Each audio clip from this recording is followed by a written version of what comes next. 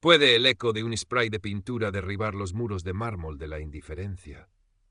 El sol de Sevilla, ese león dorado que lame las paredes encaladas, se filtraba por los huecos de un andamio destartalado en el corazón del barrio de Triana. Allí, suspendido entre el cielo y el suelo desconchado, Samuel Samu Romero, con sus 23 años a cuestas y una vieja chaqueta vaquera salpicada de 1000 colores, daba vida a un muro olvidado. Sus dedos, finos y manchados, danzaban con el aerosol y de la lata no brotaba pintura, sino el alma misma de su gente. Una flamenca con los ojos cerrados, el rostro transido de un duende ancestral, rodeada de claveles que parecían sangrar sobre el cemento. El aire olía a pintura fresca, a azahar tardío y al murmullo del Guadalquivir cercano.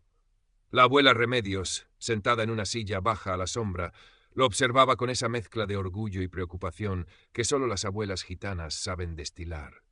«Ese rojo te ha quedado que quema, Samu, como el corazón de un buen cantaor», dijo con su voz cascada, llena de sabiduría antigua. Samu sonrió sin dejar de trazar. Su arte era su voz, un grito silencioso contra el olvido, un homenaje a la alegría y las penas de su pueblo. Creció entre los ecos del compás, las historias contadas al calor de un brasero y la certeza temprana de que el mundo a menudo los miraba por encima del hombro. Su abuela, su faro, le había enseñado a llevar la cabeza alta, a encontrar belleza en los rincones más humildes y a confiar en el don que Dios le había puesto en las manos. «Es pa' que se vea bien, abuela, pa' que nadie diga que no lo vio», respondió él, refiriéndose no solo al color, sino a la historia que el mural contaba. Un día, mientras recogía sus botes casi vacíos, su amiga Lucía, otra grafitera del barrio, tan enérgica como un torbellino, llegó agitando un móvil. «Samu, mira esto, la Fundación Alarcón en Madrid. Una beca que te cambia la vida, primo. Nuevos talentos. Esto es para ti». Samu leyó la convocatoria en la pantalla.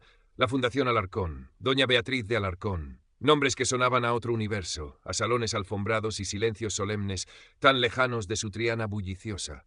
Madrid, la capital. Un escalofrío le recorrió la espalda. Él, un gitano de barrio, compitiendo con artistas de escuelas prestigiosas. La duda, esa sombra pegajosa, comenzó a envolverlo. «Eso no es pa' mí, Lucía. Esa gente busca otra cosa, otro tipo de artistas», murmuró, guardando un bote rojo sangre en su mochila raída. «Pero tú te escuchás», saltó Lucía, sus ojos negros chispeando. «Tu arte vale más que el de todos esos estirados juntos. Tienes que presentarte, Samu, o vas a dejar que el miedo te siga pintando las paredes por dentro». Esa noche la abuela Remedios, mientras le servía un plato de potaje, le puso una mano en el hombro. «El miedo es solo un perro que ladra, hijo. Si no le haces caso, se cansa y se va. Tú tienes duende en las manos y verdad en el corazón. Enséñales quién eres, que vean lo que un romero lleva dentro». Le dio un pequeño amuleto de azabache, pa' que te guarde de los malos ojos. Con el apoyo de su abuela y la insistencia de Lucía, Samu pasó noches en vela preparando su portafolio, fotografías de sus murales más potentes, bocetos llenos de alma. Lo envió sin demasiada fe, como quien lanza una botella al mar. Semanas después, un correo electrónico con el logo sobrio de la Fundación Alarcón iluminó la pantalla de su viejo ordenador. «Nos complace informarle que ha sido preseleccionado». Samu lo leyó 3 veces. Una alegría tímida, mezclada con un vértigo paralizante, le apretó el pecho. Madrid, iba a ir a Madrid. El viaje en autobús fue largo. Sevilla se desvanecía en la distancia, llevándose consigo sus olores familiares, sus sonidos, su luz. Madrid lo recibió con un rugido diferente, un aire más frío, edificios que parecían tocar el cielo y una multitud anónima que se movía con prisa. Se sentía como un pez fuera del agua, un gorrión en una jaula de oro. La sede de la Fundación Alarcón, en pleno barrio de Salamanca, era un palacio. Mármol impoluto, techos altísimos, obras de arte moderno colgadas con precisión quirúrgica en paredes inmaculadas. El silencio era tan denso que se podía cortar. Una recepcionista con un traje impecable y una sonrisa gélida lo condujo a una sala de espera donde otros aspirantes, vestidos con una elegancia estudiada, lo miraron de reojo, con esa curiosidad distante que se reserva a lo exótico. Samu se encogió en su chaqueta vaquera, sintiendo el peso de todas las miradas. Doña Beatriz de Alarcón entró en la sala como una emperatriz. Alta, rubia, con un traje de chaqueta color crudo que susurraba lujo discreto y unas gafas de marca que se quitó con gesto teatral. Su mirada clara lo barrió de arriba abajo, deteniéndose un instante en sus manos manchadas de pintura. Samuel Romero, ¿verdad? Su voz era culta, meliflua, pero con un filo helado. Su trabajo tiene una cierta fuerza primitiva, interesante desde un punto de vista sociológico, diría yo. Samu sintió cómo la sangre le subía a la cara. ¿Fuerza primitiva? ¿Sociológico? ¿Así veía ella su alma plasmada en los muros? Asintió, incapaz de articular palabra. Deberá desarrollar una pieza específica para la fase final, continuó doña Beatriz entregándole unas bases, algo que demuestre adaptabilidad. Esperamos ver su evolución. La palabra evolución sonó como una advertencia. Samu se instaló en un hostal barato de Lavapiés, un barrio que, con su bullicio multicultural y sus paredes cubiertas de grafitis, le recordaba un poco a casa. Madrid era una bestia de contrastes.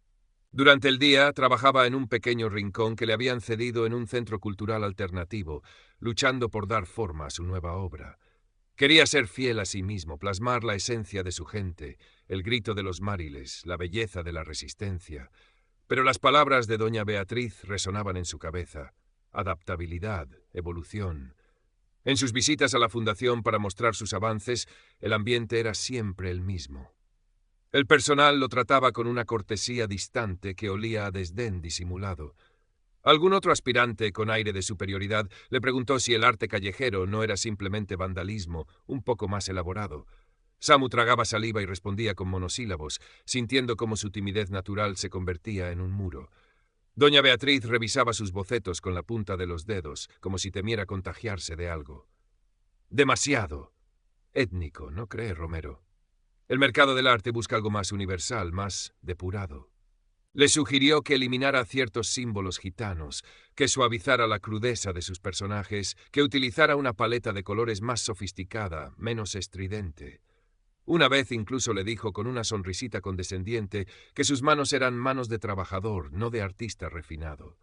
Cada comentario era una pequeña aguja clavándose en su autoestima.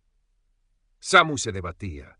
Necesitaba esa beca, no solo por el dinero, sino por el reconocimiento, por demostrarle a su abuela, a Lucía, a sí mismo, que podía lograrlo. Pero, ¿a qué precio? ¿Debía blanquear su arte, despojarlo de su alma para encajar en el molde que doña Beatriz le ofrecía? Recordaba las palabras de su abuela. Tú tienes duende en las manos y verdad en el corazón, la verdad. Esa era la clave. Decidió hacer solo cambios menores, ajustes técnicos, pero la esencia de su obra, un tríptico que narraba la migración y la resiliencia del pueblo gitano a través de 3 generaciones, permaneció intacta, vibrante, honesta. Decidió hacer solo cambios menores, ajustes técnicos, pero la esencia de su obra, un tríptico que narraba la migración y la resiliencia del pueblo gitano a través de 3 generaciones, permaneció intacta, vibrante, dolorosamente nones. Cuando doña Beatriz vio la pieza casi terminada, su expresión se endureció. Sus labios se afinaron en una línea delgada. Veo que la testarudez es un rasgo prominente en su carácter, Romero. Una lástima. El talento sin disciplina y sin capacidad de escucha rara vez llega lejos. Su voz era ahora puro hielo. Samu sintió un nudo en el estómago. Sabía que había cruzado una línea invisible. Llegó el día de la recepción donde se anunciarían los seleccionados finales. El salón principal de la Fundación Alarcón bullía de gente importante.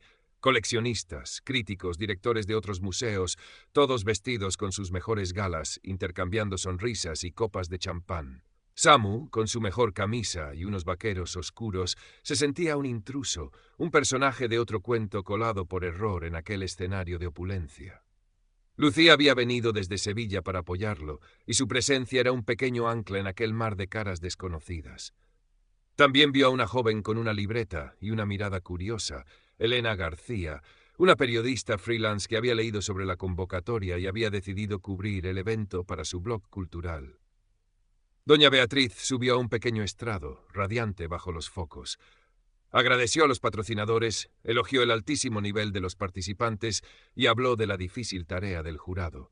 Sus palabras eran elegantes, medidas, pero Samu notó un subtexto en sus comentarios sobre la necesidad de un arte que trascienda lo localista y la importancia de la técnica depurada sobre el mero impulso emocional. Iban dirigidas a él. Lo sabía. Entonces llegó el momento. Doña Beatriz comenzó a nombrar a los finalistas, describiendo brevemente sus obras. Cuando llegó al turno de Samu, o más bien a su descarte, su tono cambió. «Y luego tenemos propuestas singulares», dijo, con una pausa cargada de intención. «Obras que, si bien pueden tener un cierto vigor popular», la palabra popular sonó como un insulto, «carecen de la madurez conceptual y la sofisticación técnica que esta fundación busca promover. El arte, queridos amigos, no es un grito en la calle, ni un panfleto reivindicativo. Es algo más elevado, más sutil». Miró directamente a Samu, que se había quedado paralizado en su rincón. Algunos artistas confunden la autenticidad con la crudeza, la pasión con la falta de disciplina. Su obra, señor Romero, esta vez lo nombró, y su voz fue como un latigazo, es un ejemplo de ello. Rudimentaria, predecible en su mensaje social. Más propia de una valla publicitaria en un barrio marginal que de una galería que se precie. Una verdadera lástima. El silencio que siguió fue espeso, incómodo. Samu sintió que el suelo se abría bajo sus pies. La humillación era un fuego que le quemaba las mejillas, la garganta, el alma. Las miradas se volvieron hacia él, algunas con piedad, otras con morbo, muchas con la fría indiferencia de quien contempla un accidente ajeno. Lucía apretó los puños, su rostro encendido de rabia, y sacó discretamente su móvil, comenzando a grabar la escena, la expresión impávida de Beatriz, el rostro descompuesto de Samu. Elena García, la periodista, no perdía detalle, sus dedos volaban sobre la libreta. Samu solo quería desaparecer, que la tierra se lo tragara. Murmuró una disculpa inaudible y salió de allí casi corriendo, empujando a la gente sin ver, con el eco de las palabras de doña Beatriz taladrándole el cerebro. Rudimentaria, barrio marginal. Vagó por las calles de Madrid sin rumbo, la noche fría calándole los huesos tanto como la humillación. Llegó a su hostal y se derrumbó en la cama estrecha, las lágrimas brotando por fin, amargas, calientes. ¿Para esto había venido? ¿Para ser pisoteado, menospreciado, reducido a un estereotipo? Pensó en su abuela, en sus palabras de aliento, y sintió que la había defraudado. Cogió el teléfono y marcó su número. «Abuela», su voz se quebró. Le contó todo entre sollozos. Remedios escuchó en silencio, y cuando Samu terminó solo dijo con esa calma suya que todo lo curaba: «Hijo, esa mujer no te ha humillado a ti, se ha humillado a ella misma, porque quien no ve la belleza en la verdad está ciego del alma. Tú levanta la cabeza, tu arte vale más que todas sus palabras vacías. El río siempre encuentra su cauce, Samu, aunque le pongan piedras». Las palabras de su abuela fueron un bálsamo, pero la herida seguía abierta. A la mañana siguiente, mientras Samu recogía sus pocas cosas pensando en volver a Sevilla y quizás abandonar la pintura para siempre, su móvil empezó a vibrar sin parar. Lucía, furiosa tras el evento, había subido el vídeo de la humillación a sus redes sociales con un comentario incendiario. Así trata la culta Fundación Alarcón a los artistas con raíces. Vergüenza. El vídeo, crudo y directo, mostraba la arrogancia de doña Beatriz y la desolación de Samu. Empezó a compartirse a una velocidad vertiginosa. Paralelamente, Elena García, la periodista, había pasado la noche en vela. Lo que había presenciado la había indignado profundamente. No era la primera vez que oía rumores sobre el despotismo y el clasismo de doña Beatriz. Se puso en contacto con otros artistas que habían pasado por la fundación, con antiguos empleados. Algunos, temerosos al principio, acabaron contándole sus propias historias de malos tratos, de obras censuradas, de promesas rotas. Elena tejió un artículo demoledor, Las sombras de la Fundación Alarcón, mecenazgo o despotismo, que publicó en su blog, un espacio pequeño pero con seguidores fieles en el mundo cultural alternativo. Enlazó el vídeo de Lucía. Casi al mismo tiempo, don Rafael Vargas, un antiguo profesor de arte de Samu en Sevilla, ahora jubilado pero con un prestigio intacto entre ciertos círculos artísticos, vio el vídeo compartido por un colega. Don Rafael había sido un pintor reconocido en su juventud, un hombre íntegro que siempre había luchado contra la superficialidad y el elitismo en el arte. Reconoció el talento genuino en las imágenes de los murales de Samu que empezaban a circular junto al vídeo de la humillación. Recordó haber tenido algún desencuentro con una joven y arrogante Beatriz de Alarcón décadas atrás. Indignado, se sentó ante su viejo ordenador y escribió una carta abierta a la comunidad artística, que envió a varias revistas digitales y blogs influyentes. «He visto con estupor y tristeza», comenzaba la carta de don Rafael, «como una institución que presume de apoyar el nuevo talento pisotea la dignidad de un joven artista por el mero hecho de ser fiel a sus raíces y a su verdad.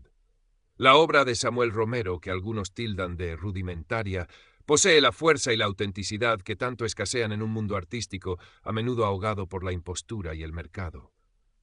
¿Desde cuándo la técnica se antepone al alma? ¿Desde cuándo la sofisticación es sinónimo de desarraigo? Su carta era un alegato apasionado en defensa de Samu y una crítica mordaz a la ceguera de cierto establishment. La combinación fue explosiva. El vídeo, el artículo de Elena, la carta de don Rafael. En pocas horas, el nombre de Samu Romero y el de doña Beatriz de Alarcón estaban en boca de todos en el mundillo cultural y más allá. El hashtag Yo apoyo a Samu se convirtió en tendencia.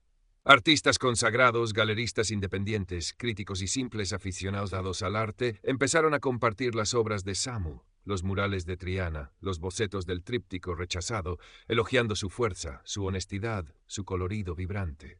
La historia saltó a medios de comunicación más grandes. Samu, en su cuarto de hostal, miraba su teléfono con incredulidad. Mensajes de apoyo llegaban por cientos, de desconocidos, de amigos, de gente que se sentía identificada con su historia. Veía sus murales, su alma desnuda circulando por la red, recibiendo el reconocimiento que doña Beatriz le había negado. Una mezcla de vértigo, gratitud y una tímida esperanza comenzó a reemplazar la amargura. La Fundación Alarcón se vio envuelta en un torbellino.